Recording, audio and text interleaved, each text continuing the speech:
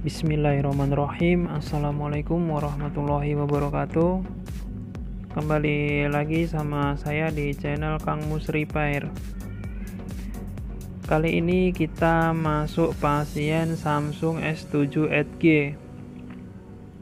Dia kondisinya sekarang mati total, guys. Tapi kata si user, sebelum mati dia di charger nggak bisa. Jadi kemungkinan besar HP ini mesinnya masih hidup. Nah, untuk matinya kemungkinan karena kehabisan baterai, guys.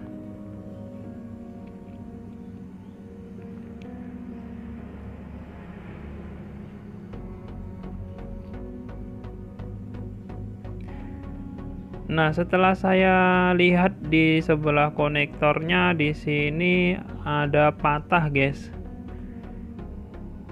Jadi sudah saya asumsikan ini konektornya harus ganti.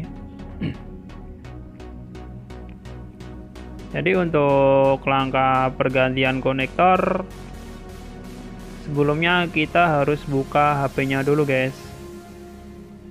Nah, untuk langkah membukanya, langkah pertama kita copot back casingnya. Di sini aku menggunakan blower, guys. Jadi untuk fungsi blower ini melunakkan lemnya, guys.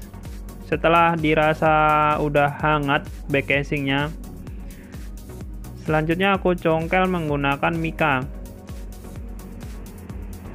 Nah, untuk langkah pencongkelan sendiri tidak boleh buru-buru ya, guys. Karena untuk Samsung S7 Edge ini tipe back casingnya dia menggunakan bahan kaca, guys. Jadi rawan pecah.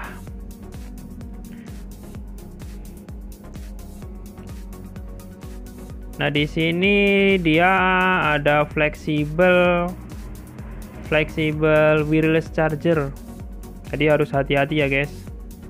Nah, kalau dirasa sulit kayak gini, dipanasin lagi dengan blower, guys. Jadi slow, nggak usah buru-buru. Hehehe. Nah, sesudah terlepas, guys, dan ternyata ini HP-nya kayaknya sudah pernah dibongkar, guys, karena lemnya sudah bukan lem ori. Selanjutnya kita lepas semua baut yang mengunci frame ini ya, guys. Nah, buat teman-teman mungkin sudah pada bisa ya masalah lepas melepas.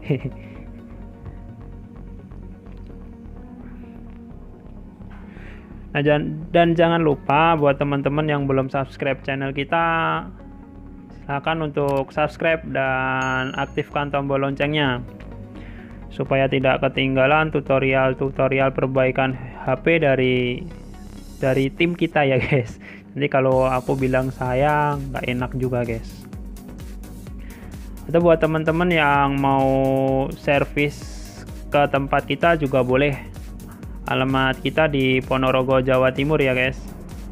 Nomor admin counter sudah saya sertakan di deskripsi video. Untuk yang luar kota bisa dikirim langsung ke alamat kita. Untuk alamat lengkapnya nanti silakan WhatsApp admin atau silakan langsung datang ke counter kita, guys. Nah, setelah udah dibuka kayak gini, guys, selanjutnya jangan lupa kita lepas soket baterai dulu, guys. Karena nanti kalau soketnya baterai belum dilepas, kita lepas soket-soket lain, kemungkinan bisa konslet, guys. Karena baterainya sendiri dia mengandung tegangan. Jadi sebelum kita lepas soket-soket lain, sebaiknya kita lepas soket baterai dulu. Jadi kita putuskan tegangan di mesin. Nah, setelah soket-soket sudah bingung aku ngomongnya, guys. Nah, setelah soket-soket sudah dilepasin semua, selanjutnya kita lepas mesinnya, guys. Nah, ini untuk mesinnya kita singkirkan dulu ya, guys, karena kita mau memperbaiki konektor. Nah, ternyata di sebelah konektor masih ada soketnya juga, guys. Nah, ini untuk konektor handsetnya kita lepas juga guys. Selanjutnya kita buka dua baut yang mengunci konektor charger. Setelah terbuka bautnya, kita congkel pelan-pelan ya guys. Di sini dia nempel. Jadi board atau PCB di konektor chargernya dia nempel sama frame. Cuman nempelnya cuma di lem sih guys. Jadi harus dilepas pelan-pelan supaya tidak putus atau patah.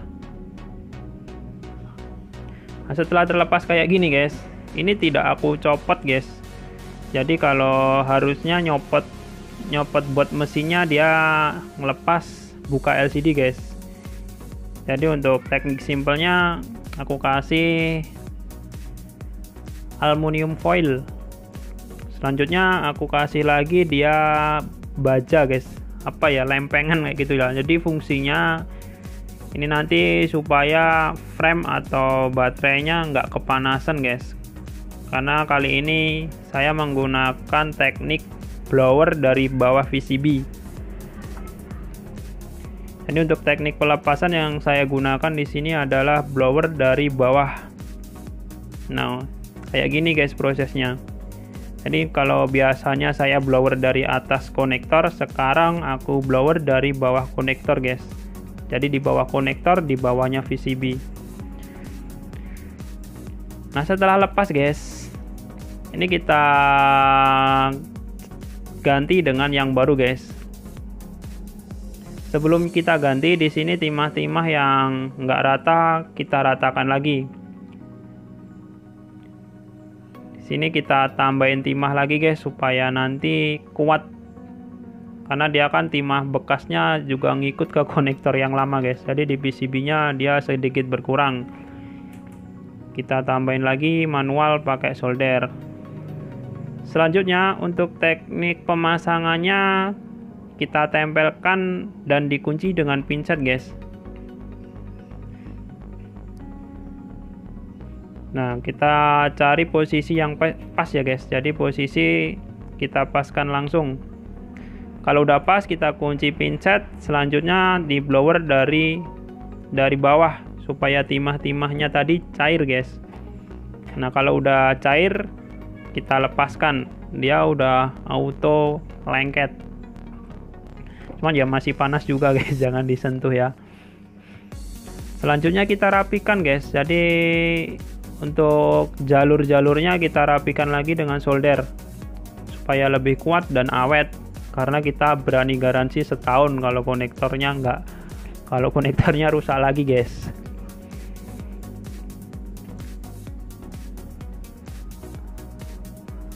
Oke guys, proses pemasangan selesai dan hasilnya kayak gini guys. Jadi untuk hasil rapi guys. Lanjut ke proses pemasangan guys. Setelah tadi dipasang, sekarang kita pasang mesinnya guys. Maksudnya proses pengetesan, maaf. Maklum guys, kita juga manusia, jadi tempat salah dan lupa ya. Dan mohon maaf ada iklan rambut keriting guys. Oke, untuk next supaya videonya nanti kamera kita atur supaya tidak ada iklan yang liwat guys. Jadi mohon maaf karena kita masih baru ya guys. Oke, selanjutnya setelah kita pasang konektornya, kita rapikan lagi PCB-nya guys. Sesudah PCB rapi, kita kunci lagi konektornya supaya nanti kuat guys. Selanjutnya kita kunci konektor handsetnya guys.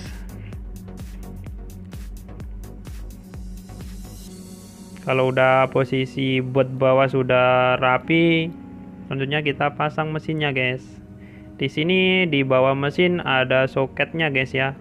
Jadi jangan lupa untuk dipasang dulu. Sesudah terpasang, kita tata kabel anten ini guys ya. Jadi dia posisinya agak ribet juga guys. Dia harus di bawah PCB. Jadi kita rapikan dulu kabelnya. Karena kalau tidak rapi nanti bisa mempengaruhi sinyal juga guys. Jadi kalau ketekan atau dia terjepit, sinyalnya bisa terganggu juga guys. Jadi harus kita rapikan.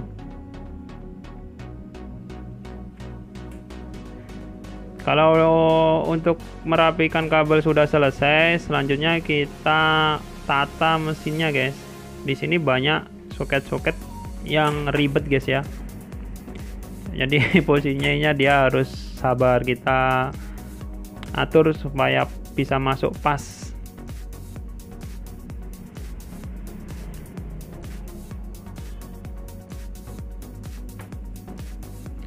Kalau udah dirasa mesinnya sudah pas masuk ke framenya, untuk selanjutnya kita cek lagi guys. Jadi tidak usah buru-buru untuk menutup ya guys ya, karena nanti kalau ada short atau ada komponen yang tidak semestinya di tempatnya, bisa jadi dia jadi bumerang buat mematikan HP ini guys.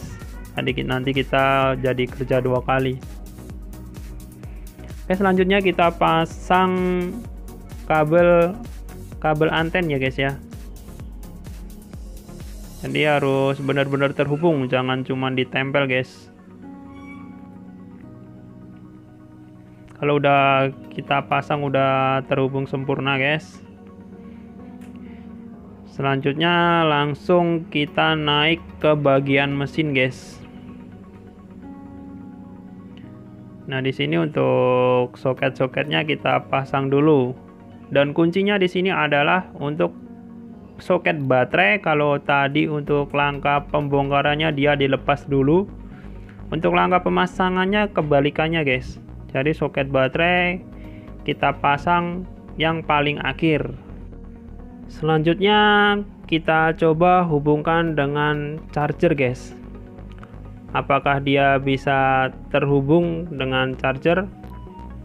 Dan ini konektor bekasnya tadi guys. Dan alhamdulillah seperti yang teman-teman lihat, di sini HP-nya bisa terhubung dengan charger ya guys. Jadi kita harus menunggu untuk persenannya.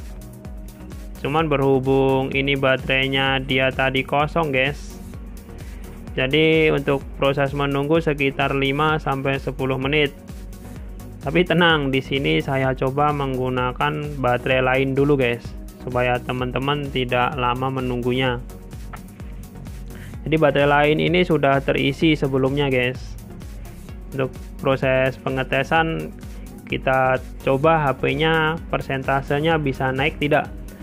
Kalau sudah bisa naik, itu artinya proses pergantian konektor charger kita berhasil guys.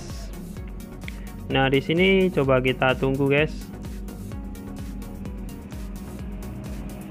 Nah, untuk persentasenya baterai tadi dia 7% guys. Kita tunggu apakah dia bisa naik ke 8%. Dan alhamdulillah ternyata naik guys. Jadi artinya proses pergantian konektor charger kita untuk di device Samsung S7 Edge ini selesai guys. Oke, selanjutnya sampai bertemu ke tutorial berikutnya, dan jangan lupa untuk sedekah ya guys. Oke, terima kasih. Wassalamualaikum warahmatullahi wabarakatuh.